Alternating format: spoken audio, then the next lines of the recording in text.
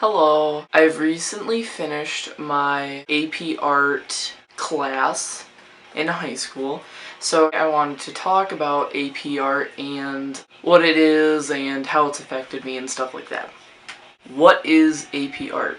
AP stands for Advanced Placement. So basically it's supposed to stand for a college level course, but you're getting the credit during high school. The course that I took at my school, it's AP Studio Art. So really what you're supposed to be doing is producing the quality and quantity of a college level course. Depending on what you score on the test, you can get college credit. Depending on what the school you're looking at, they'll have a certain score that you have to get on the AP test to get a credit for that school. What is required for the AP Art exam? It depends which AP Studio Art exam you're taking. I took AP Studio Art Drawing, and then there's also 2D Design, and then there's 3D Design. So you pick out of one of those three when you're going into it, and then you do your pieces based on that. And there's certain requirements for each of them. Like, I had to produce 12 concentration pieces and then 12 breadth pieces. So your 12 concentration all have one theme,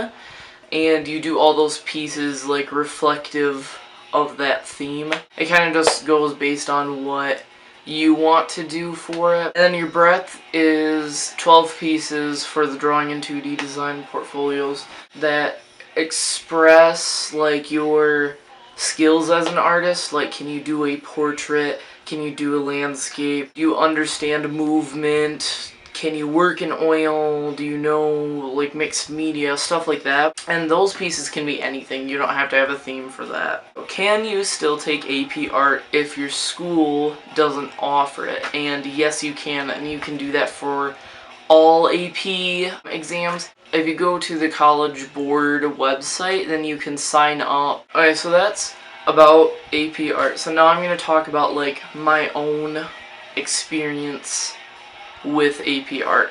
What was my concentration? And I'll show you guys the pieces in a few minutes, but my concentration was 12 things you don't know about me, because I'm very comfortable with self-portraits, and I really love painting myself. As much as that sounds I don't know, cocky or something, it's really not meant to be like that.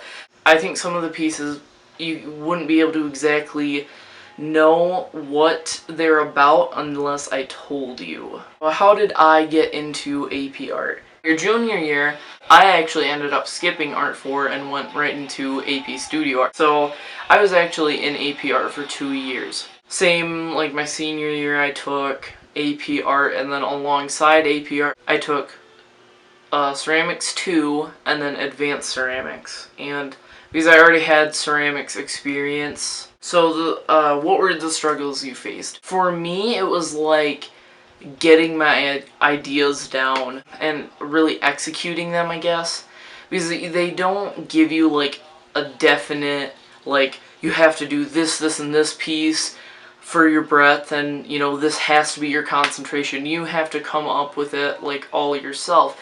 So my struggle was with my concentration was I had my 12 ideas. Pretty much it was just executing the ideas, and when I would be okay, I need to do a concentration now, it would be difficult for me to be alright, this is what I want to do for it, and set it in stone and then execute it. So what were the strengths of the class? You get your own freedom, you pretty much can do whatever you want, and most, my teachers were pretty cool with, the things that I would do. So, if you want to submit, a nude person drawing, I guess, they're not really gonna care, or at least they shouldn't. If you're mature enough to be in AP Art, they really shouldn't care about things like that. I would definitely recommend, before you start executing pieces, for your concentration especially,